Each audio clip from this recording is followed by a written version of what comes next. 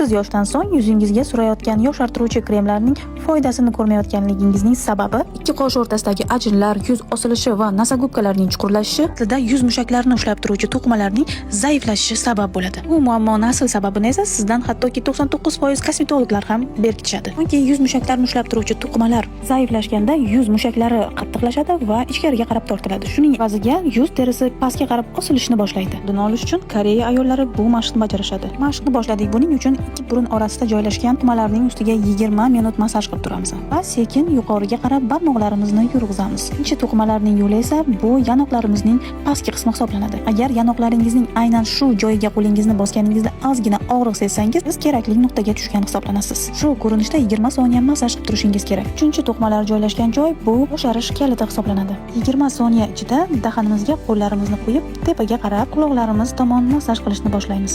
Shu yo'nalishdagi to'qimalarning zaiflashishi evaziga yuz terisi osilishni boshlaydi. Bu mashqdan bir hafta davomida har kun foydalansangiz, yuzingizdagi ajinlarning ketganini va yuzingizning tarangligi oshganini sezasiz. Va faqatgina bir oydan so'ng esa siz 5 yilga yosharganingizni sezasiz.